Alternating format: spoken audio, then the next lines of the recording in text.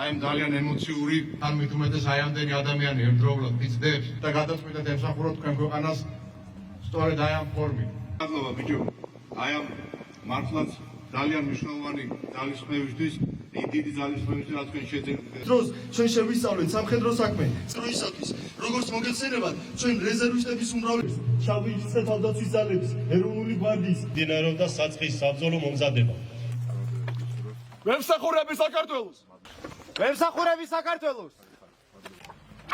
ვემსახურები საქართველოს! ვემსახურები საქართველოს!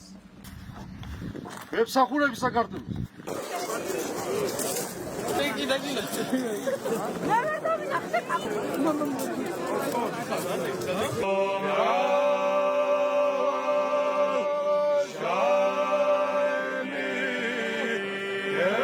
ჩემთვის ძალიან მნიშვნელოვანია აქ ყოფნა, რადგან ბავშვობისაც ნება ავისრულე და მომეცა საშუალება რომ დგარიყავი ჩემი ქვეყნის სადარაჯოზე და დავდგე ჩემი ქვეყნის სადარაჯოზე. ძალიან დიდი მადლობა თავდაცვის სამინისტროს, რომ მოგცა საშუალება რომ მიგვეღო მონაწილეობა ამ ყველაფერში. ჩემთან უტოლებს პირველ რიგში იმას ვეთქვი, რომ თითოეული ვაჟკაცის მოვალეობა არის, რომ ფორმა ჩავიცვათ. არ არის მარტივი საქმე ნამდვილად და ყველამ უნდა გავიაროთ ეს გზა, იმიტომ რომ კაცები ქვია, სამშობლოს უნდა ვემსახუროთ. ხოლდაზე ჩვენი შვილები აიღებენ მაგალითს, ახალგაზრდები და არ არის ეს ისეთი საკითხი, რომ გვერდზე გავწიოთ. არამედ წინ უნდა დავაყენოთ და თითოეულმა ახალგაზრდამ უნდა იფიქროს იმ საკითხზე, რომ მე რომ ჯარში წავალ, რა მოხდება, რა შეიცვლება, პასუხისმგებლობა გემატება.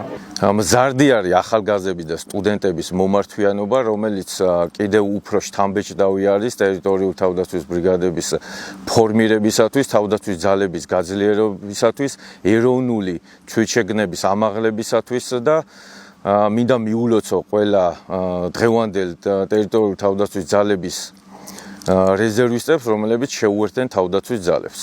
დღევანდელი დღე ერთ-ერთი ყველაზე ემოციური დღე იყო ჩემს ცხოვრებაში.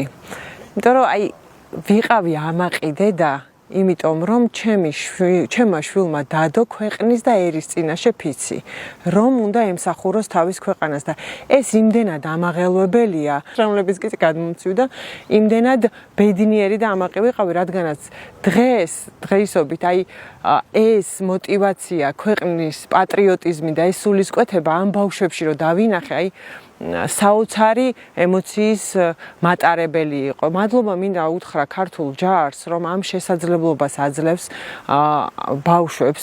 ძალიან რთული იყო და ძალიან რაღაც სხვა ემოცია იყო. ესეთი ემოცია არასდროს არ მქონია. როდესაც შენ შვილს ეხება, როდესაც ხედავ რომ შენი შვილია ამ ყველაფრის შუაგულში, კიდევ უფრო ასმაგად მივხვდი და 1000 მაგად რომ მეც ვემსახურები საქართველოს.